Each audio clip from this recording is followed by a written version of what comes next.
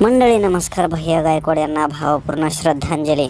भैया गायकवाड यांच्या गाडीचा अपघात होऊन त्यांचा मृत्यू झाला आहे. त्यांच्या स्विफ्ट गाडीचा कुठल्या तरी रोडवरती अपघात झाला अशा न्यूज आपण या 2 दिवसामध्ये भरपूर ऐकलेल्या आहेत. मात्र मंडळी याच्यात सत्यता किती आहे आपण आता हेच पाहणार आहोत. आपण 2 दिवसापासून इंस्टाग्रामवरती पाहतोय की भैया गोरक्षेट गायकवाड हा नावाचा मुलगा जो की कोणालाही फोन लावत असतो आणि मी तिथं येऊ का, नाहीतर माझं काम करा असं म्हणत असतो. या त्याच्या रीलच्या शैलीमुळे तो प्रचंड व्हायरल झालेला आपल्याला पाहायला मिळाला आणि मंडळी त्याच्यानंतर त्याचे फॉलोअर्सही चांगले वाढलेले आहेत. मात्र आता त्याच्याच विषयी एक बातमी 2 दिवसात फिरत आहे की भैया गायकवाड याचा कुठेतरी जाताना ॲक्सिडेंट झाला आणि त्याला भावपूर्ण श्रद्धांजली. तर मित्रांनो, ही जी न्यूज आहे ती अत्यंत खोटी आहे. त्याचं कारण म्हणजे की भैया गायकवाडकडे कोणतीही स्विफ्ट गाडी किंवा कोणतीही 4 व्हीलर गाडी नाही आहे. तो एक साधा मुलगा आहे, गरीब घरचा मुलगा आहे आणि त्याच्याकडे जे आहे ते फक्त मोटरसायकल आहे.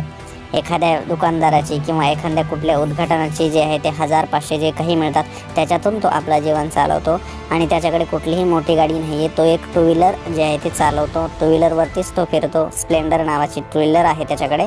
आणि त्याच्यानंतर त्याचा ॲक्सिडेंट झाला. हे जे अकाउंट आहे मित्रांनो, तर ते त्याचं फेक अकाउंट आहे आणि त्या फेक अकाउंटवरूनच जे आहे ते अशा रील पसरवण्यात येत आहे की भैया गायकवाड यांना भावपूर्ण श्रद्धांजली किंवा त्याचा ॲक्सिडेंट झालेला आहे. मग याच्यानंतर मित्रांनो खाली लोकांचे कमेंटमध्ये भांडणं सुद्धा होत आहेत की तुम्ही त्याच्यावर जळताय का, त्याची प्रसिद्धी तुम्हाला पाहवत नाही आहे वगैरे वगैरे अशा खूप साऱ्या रील मित्रांनो आपल्याला पाहायला भेटत आहेत. त्याचं कारण म्हणजे मित्रांनो की आता भैया गायकवाड हे चांगला प्रसिद्ध व्हायला लागलेला आहे. लोक त्याच्यावरती जळायला लागले आहेत असं सुद्धा आपण म्हणू शकतो. त्या कारणास्तव 2 दिवस झालं गेल्या ह्या रील व्हायरल होत आहे की भैया गायकवाड यांना भावपूर्ण श्रद्धांजली.